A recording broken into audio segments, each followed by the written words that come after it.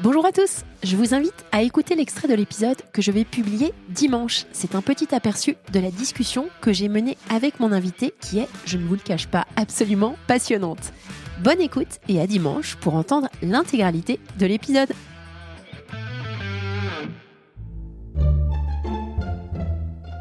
Solène Niederkorn vous propose FinScale, un éclairage sur l'innovation dans le monde de la finance, de la banque et de l'assurance. Décryptage d'une initiative pionnière en matière de finance pour les femmes. Alix Doranty, cofondatrice de The Ladies Bank. Je me souviens très bien quand on a lancé les Ladies Bank, on avait été présenté ce sujet dans beaucoup de forums de banques privées, donc avec tous les dirigeants des banques privées en France. Ils nous avaient dit waouh, c'est extraordinaire, et on se disait juste parce qu'on parle aux femmes. Et après le sujet d'après c'était mais du coup vous avez lancé des produits pour les femmes ? Non, on n'a pas besoin de carte bleue rose. Le triste constat que fait le groupe Odo BHF il y a une dizaine d'années, c'est une très faible implication des femmes dans la gestion de leur patrimoine, alors qu'en cumulé, ces avoirs représentent une part importante des actifs déposés par les clients au sein du groupe. Alix nous permet de comprendre d'où viennent ces freins, ce qui importe aux femmes lorsqu'il s'agit de leur patrimoine, que ce soit en matière de prise de risque comme en matière d'impact, et la façon dont tout cela évolue. Vous verrez que les préoccupations de ces dernières ne diffèrent pas tant que cela de celles des hommes, plutôt une manière différente d'aborder et d'appréhender ces sujets d'investissement et de structuration. Il y avait beaucoup de sujets que je pouvais approfondir avec le groupe Odo. J'ai choisi Alix à plusieurs titres. Je voulais d'abord comprendre comment le groupe avait géré un projet d'intrapreneuriat, puis comment Ladies Bank avait vu le jour et approfondir leurs initiatives en matière de gestion de fortune pour les femmes. Tout y passe de la genèse au lancement, ainsi que la gestion de ce média destiné à l'origine aux femmes qui fait désormais office de référence en matière de bonnes pratiques pour gérer son patrimoine. Bonne écoute à tous! Bonjour à tous, bonjour Alix. Bonjour Solène. Très heureuse que tu me rejoignes pour parler de toi, pour parler d'Odo, pour parler de femmes, pour parler de Ladies Bank. Je pourrais, s'il te plaît, te demander de te présenter pour que notre audience sache qui tu es, ce que tu fais et d'où tu viens. Eh bien, donc, j'ai 36 ans, je suis maman de 2 filles de 5 ans et 3 ans. J'ai fait Dauphine, où j'ai étudié en finance dès le départ.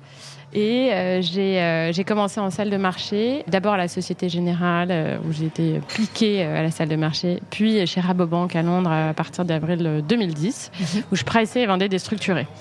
Donc j'ai fait ça pendant 3 ans. C'est extraordinaire, c'est challenging, on est en toute autonomie. Donc j'avais des clients à Luxembourg aussi. J'ai énormément apprécié ce job jusqu'à ce que Rabobank ferme toute son activité de structuré en mai 2013. Ouais. Et j'ai dû repenser mon métier, me dire qu'est-ce que je peux faire alors que j'aimais énormément l'équipe dans laquelle on était en toute autonomie. Et donc j'ai pris un été pour réfléchir et je me suis dit très bien, je vais rentrer à Paris et je vais aller travailler en banque privée. Tu t'es pas dit ça comme ça, c'est pas vrai. J'ai rencontré énormément c'était pas du tout mon rêve, la banque privée. C'est le premier boulot qu'on m'a proposé, en dehors de la salle de marché, mais j'avais peur que ce soit trop niche et d'être repliée là-dedans pendant 10 ans. Et donc du coup, j'ai été voir, je rêvais de travailler dans un hedge fund. Sérieux ? Puis finalement, je me suis rendu compte que ça me correspondait pas exactement. Et donc c'est comme ça que je suis revenue en me disant je veux un boulot qui ait du sens, que ce soit plus concret, où j'ai un impact sur l'économie réelle, même s'il est indirect. Et dans ce cadre-là, finalement, la banque privée fait son sens. Alors que pour moi, c'est vraiment un métier de fin de carrière. Je voyais les cheveux gominés blancs en arrière, voilà, le costume cravate sordide. Donc, je me disais, c'est pas possible, je peux pas faire ça. Mais finalement, j'en suis revenue et je me suis dit, ça a plus de sens de le faire à ce moment-là en France. Je rentre à Paris, j'ai rencontré différentes banques privées et j'ai adoré mon entretien avec le DG et le président de Odo, qui s'appelait Odo et compagnie à l'époque, et non pas Odo BHF comme aujourd'hui. Ouais.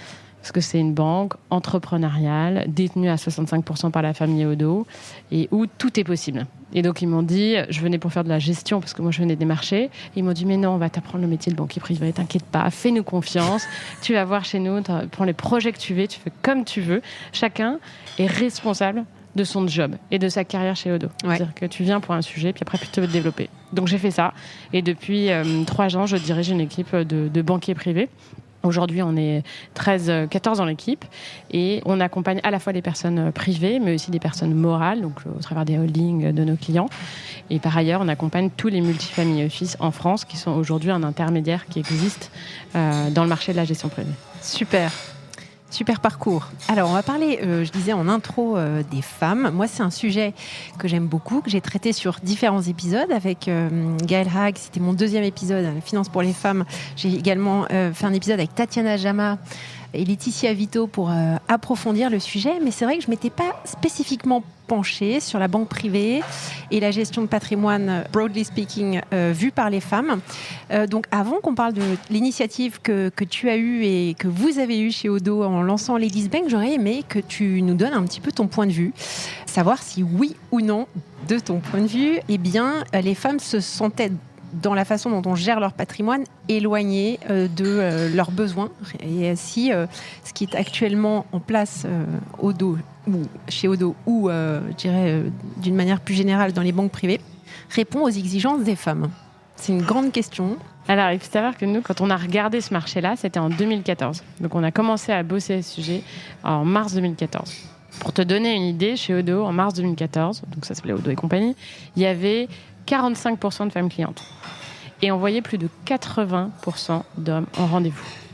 Tu vas me dire, bon, si elles se font représenter par quelqu'un qui gère bien leurs affaires, c'est pas un problème. Oui, sauf que ça devient un problème le jour où il y a un décès, un divorce, un drame dans la famille.